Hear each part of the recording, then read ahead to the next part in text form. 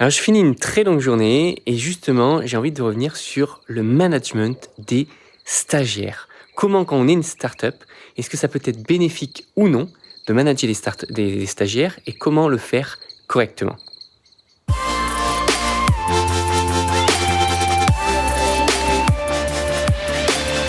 Bonjour à tous. Alors, vous savez, quand on est une start-up, j'en ai parlé déjà dans l'épisode d'hier, on est tenté par prendre des stagiaires. Ça peut être intéressant. On a pas mal d'avantages, évidemment, puisque on peut leur déléguer des tâches qui sont time consuming, j'ai envie de dire, qui consomment un maximum de temps, chronophages, et sur lesquels on n'a pas forcément le temps, ou du moins notre valeur n'est pas est trop importante pour devoir les faire soi-même. Donc ça peut être, je pense par exemple à faire des sous-titres sur des vidéos, ça peut être à faire des articles de blog, à optimiser le SEO, etc. Ce genre de choses qui peuvent prendre beaucoup de temps. Néanmoins, c'est quand même très compliqué de manager, déjà d'une manière générale de manager, et en plus de manager des stagiaires, puisque les stagiaires peuvent être là parfois pour juste 1 mois et demi, 2 mois, parfois 6. Et du coup, l'investissement qui va être nécessaire pour les former, pour qu'ils soient opérationnels, peut parfois être plus grand que les bénéfices que l'on peut obtenir. Donc, j'ai encore récemment eu l'opportunité de pouvoir avoir des stagiaires et j'adore transmettre, j'adore former. Et c'est pour ça que je me suis dit, après avoir eu peut-être 7 ou 8 stagiaires depuis, 5 ans à peu près, il est temps pour moi d'industrialiser mon processus, d'industrialiser la manière dont je manage et dont je forme et dont j'onboard mes stagiaires.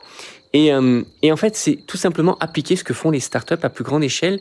Quand une startup est en phase de croissance, qu'elle va embaucher plusieurs, parfois même des dizaines de personnes chaque semaine, elle a des batchs de formation et elle va former en masse les nouvelles recrues. Et je pense qu'il est important d'appliquer en fait ce même type de méthode quand on a des stagiaires, puisqu'on se voit répéter tout le temps la même chose, expliquer tout le temps la même chose, alors qu'en fait on pourrait simplement l'enregistrer, utiliser des vidéos, utiliser des screencasts et faire une espèce de mini-formation en ligne pour nos futurs recrues, nos futurs stagiaires. Donc c'est exactement le process dans lequel je me lance. Je suis en train je vais avoir 2 nouveaux stagiaires prochainement, une basée à Los Angeles et l'autre qui est près de New York.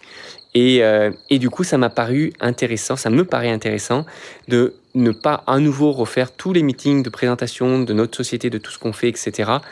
Mais simplement de leur faire des formations. Alors, on va certainement faire des formations, mais les enregistrer et les tourner d'une certaine manière à ce que l'on puisse réutiliser ce contenu pour d'autres futurs stagiaires, pour d'autres futures missions, etc.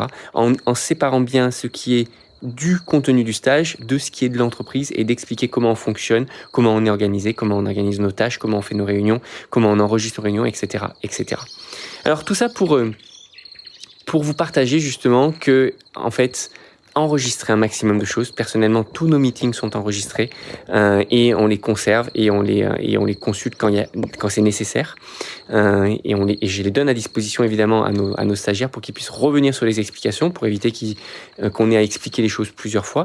Et penser à créer des supports, penser à créer de la documentation, c'est essentiel, non seulement pour aujourd'hui, pour vos stagiaires et potentiellement pour demain, lorsque vous allez avoir de nouvelles recrues, quand vous allez onboarder, quand vous allez recruter peut-être un peu plus en masse. Voilà, j'espère que cette petite présentation vous aura aidé. En tout cas, je vous souhaite une très belle journée qui se finit tard, mais je suis toujours là avec mes épisodes quotidiens.